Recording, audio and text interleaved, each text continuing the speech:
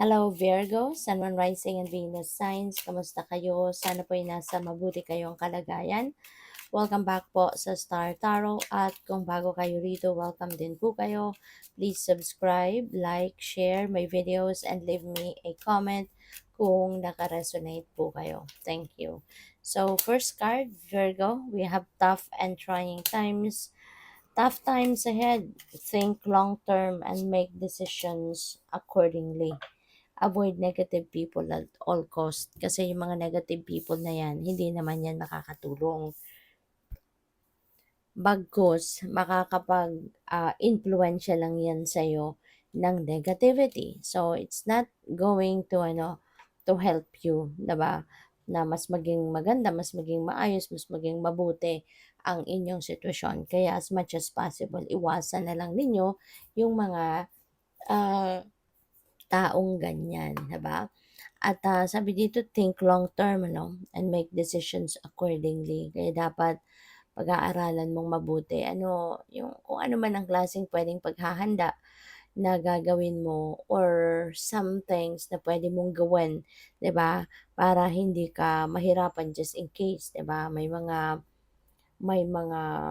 possible na problemang dumating, yung gano'n. Or, maging ngayon pa lang, maging aware ka na of what you do or what you say para na makaiwas ka na no, sa posibleng maging problema. Okay?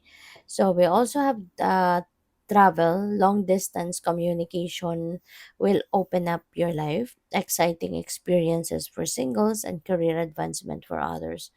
Ayan, so for some of you, baka lalo-lalo na kung single ka pa, baka ito may involve travel to somewhere, no? Pwedeng adventure ito, no? Pwedeng adventure ang gagawin mo, maaaring yan ay nakabook na yung travel na yan um, in the past. Kaya siguraduhin nyo lang, 'di ba, na before you go for travel, alam ninyo kung ano yung updates, 'di ba, sa lugar na pupuntahan ninyo at saka sa problema ngayon sa fuel, 'di ba? So make sure na alam ninyo kung ano ang possible na mangyari, makapaghanda kayo, yung mga ganyan, okay? For others of you as well, may opportunity for career advancement. Kaya siguro this is also a good time para sa inyo, 'di ba? Papunta kayo sa pag-progress, no? Sa expansion, kumbaga pagdating sa inyong trabaho. And we have the signs, sabi dito, your future positive direction will reveal itself.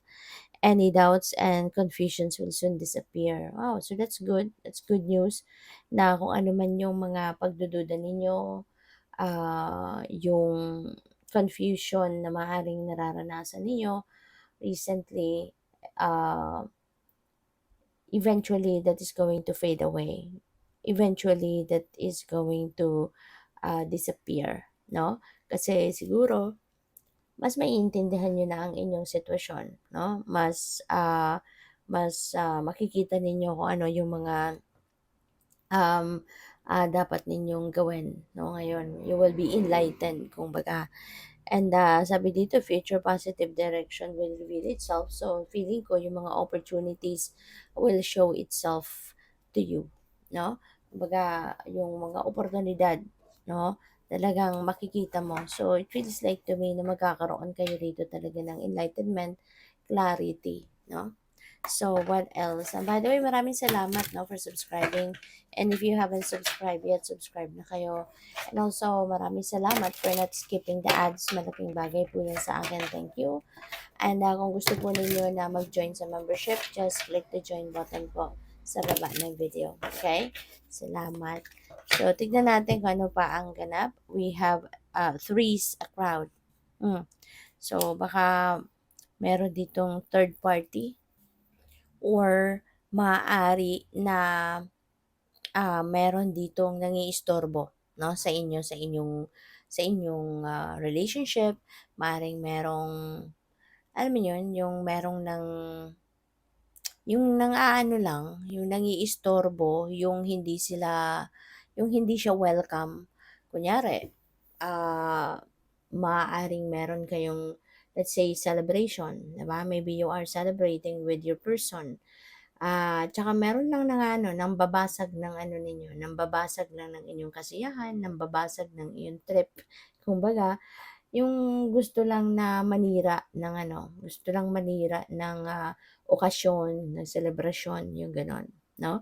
So, for some of you, not necessarily na third party ito, but, sadyang ayaw nilang, baka merong tao dito na alam nilang meron kayong masayang relasyon at alam mo yun, yung mambabasag lang ng trip ninyo, parang gano'n, 'no? Gusto lang manira ng masayang pakiramdam.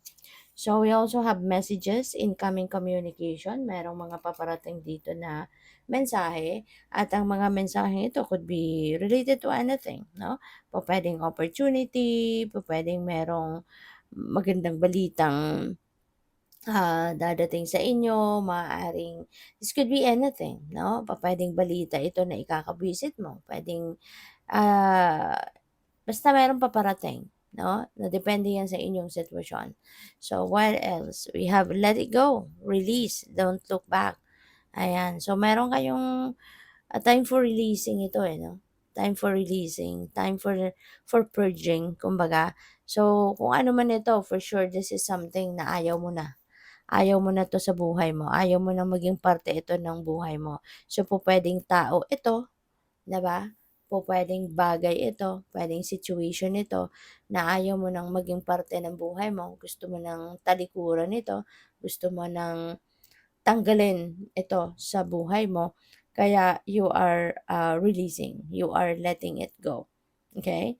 So, which is good kasi kung alam mo naman na wala na 'tong, wala na 'tong kuwenta kumbaga or maaaring hindi naman ito nakakapagdulot ng magandang, ah sitwasyon sa buhay mo, eh, bakit pa naiki-keep mo, hindi ba? Kaya it's better to release it. Kasi when you are releasing something or someone, 'di ba, from your life, so naggagawa ka ng space, 'no, para sa sarili mo, para sa mga bago.